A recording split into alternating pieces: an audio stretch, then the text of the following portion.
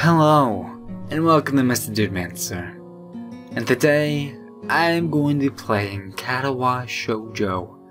This is yet another visual novel, though this one is probably a little bit more well known than Everlasting Summer. To my knowledge, this is one of the most well-known visual novels like Ev's.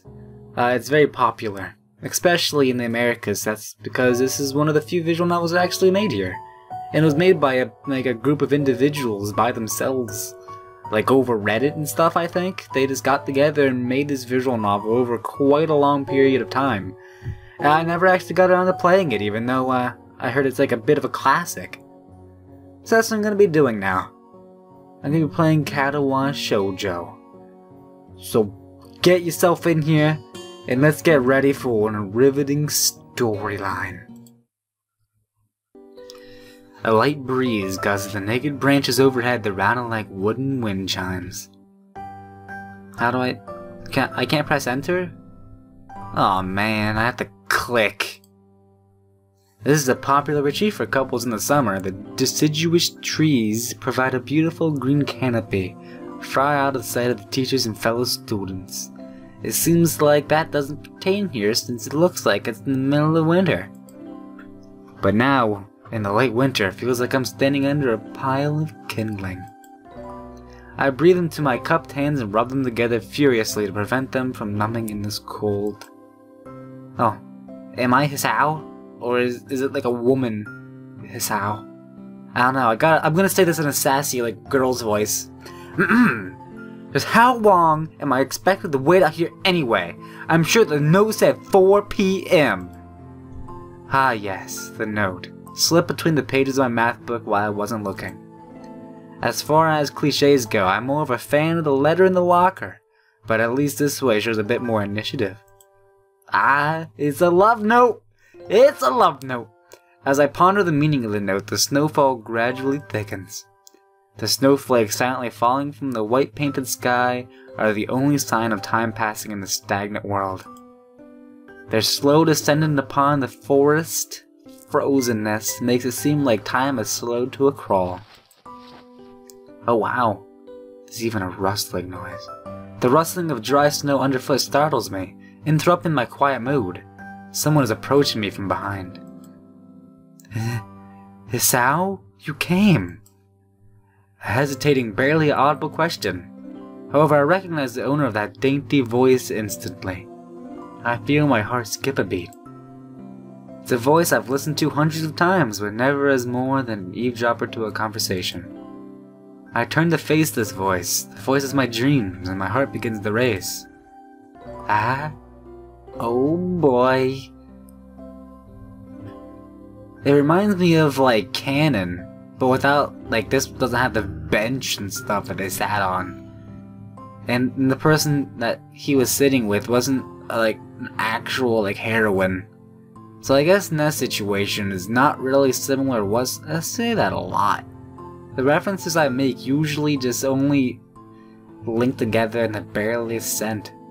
But hey, at least it was a thing. And Wanako? I got a note telling me to wait here. It was yours. Yeah. Dang it, I spent all afternoon trying to come up with a good line and that's all on the result. Pathetic. Yeah, I asked a friend to give me that note. I'm so glad you got it. A shy, joyous smile that makes me so tense I couldn't move a single muscle even if I tried. Oh dear. Oh dear. My heart is pounding now, as if they were trying to burst out from my chest and claim this girl for itself.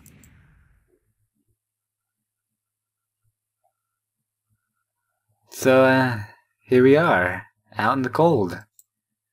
Once again, the wind stirs up the branches, and the cacophonous noise? The cacophonous? I don't know, is music to my ears. Iwanako flinches ever so softly against the gust of wind. As it passes, she rights herself as if supported by some new confidence. I want to see her face, but all I see is the back of her face, which is her hair. Hey, that's fine. Oh, he also, described her hair as well. Yeah, and also his eyes lock with hers. All the while, the anxious beating of my heart grows louder. My throat is tight. I doubt I could even force a word out if I tried. You see, I wanted to know, am I gonna like die? I don't know, but I could have like some sort of heart attack if you'd go out with me. I'd stand motionless, save for my pounding heart.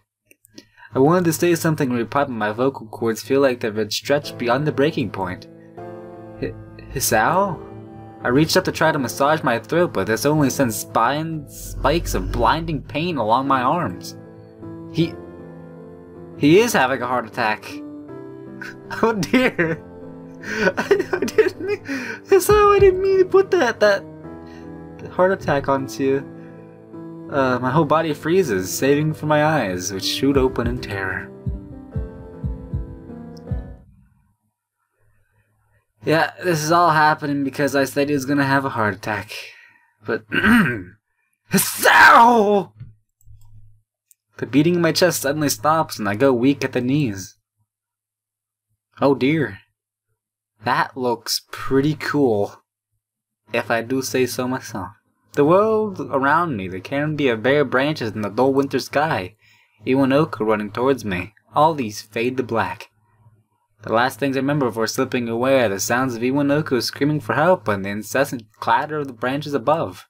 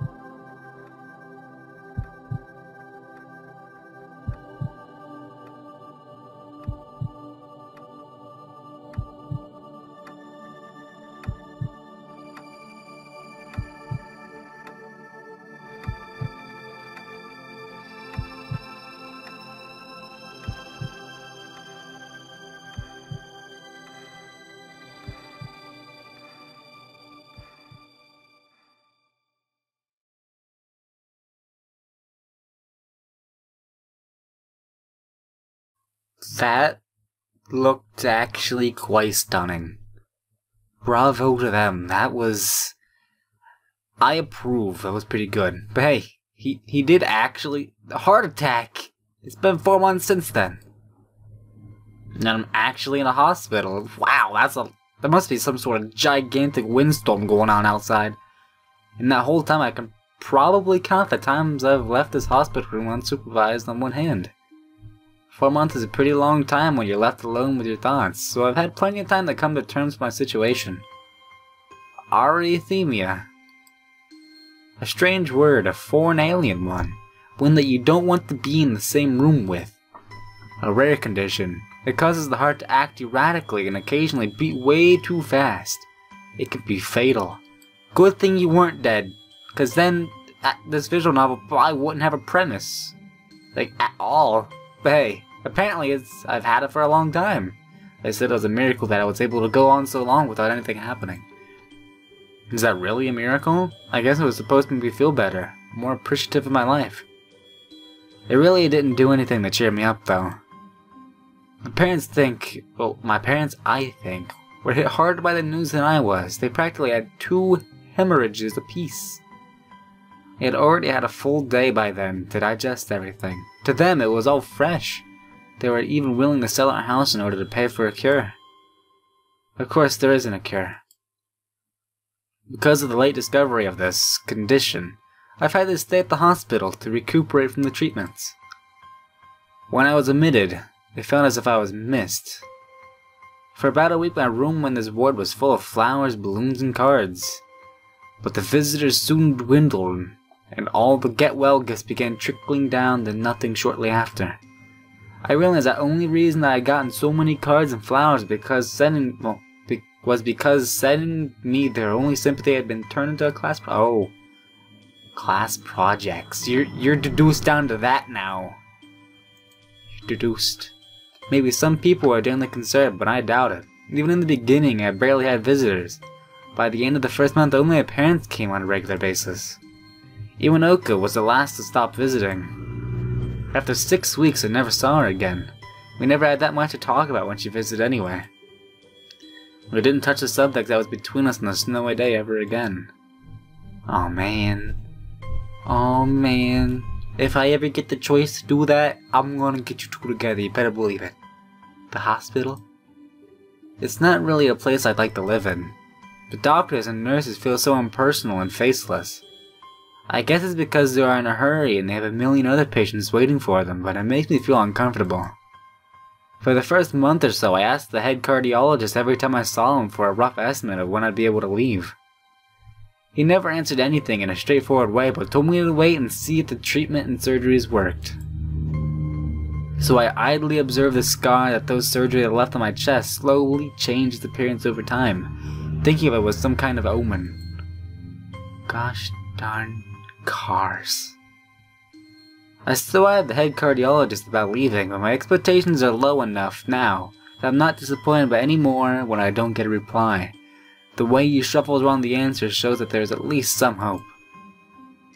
At some point I stopped watching TV. I don't know why, I just did. I don't watch TV either, man. Maybe it was the wrong kind of escapism from my situation. I started reading instead. There was a small library at the hospital, although it was more like a storeroom for books. They kept walking way through it, one small stack at a time. After consuming them, I would go back for more. I found that I liked reading, and I think I even became a bit addicted. I started feeling naked without a book in my hands. Weird. But I love the stories. That was what my life was like. It's all one naked book story. The days became increasingly harder to distinguish from each other, differing only by the book I was reading and the weather outside. It felt like the time blurred in some gooey mass and I was trapped inside, instead of moving within. A week could go by without me really noticing it. Sometimes I'd pause in realization that I didn't know what day of the week it was. I feel you, man. The only reason I actually know what day of the week it is because school exists. During summer, I have absolutely no clue what day it is. But on other times, all the things that surround me would painfully crash into my consciousness through the barrier of nonchalance I had set up for myself.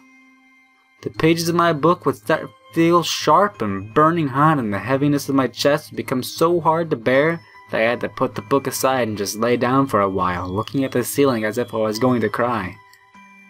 But that happened only rarely. I couldn't even cry. Audic. Today the doctor comes in and gives me a smile. He seems excited, but not very. It's like he's trying to make an effort to be happy on my behalf. My parents are here. It's like a few days since I've last been with them. Seen them, I mean. Both of them are even short dressed up. It is because of some kind of... He's getting out, isn't it? He's getting out! Woo! But it's not a party, though. There is a ritual the head cardiologist has. He takes his time sorting his papers and setting them aside as to make a point of the pointlessness of what he just did. Then he casually sits down on the edge of the bed next to mine. He looks me in the eyes for a moment. Hello, Isao. Every time I read his name, I think of Misao. Let's hope he's not as bad luck as Misao is, because Misao dies a lot.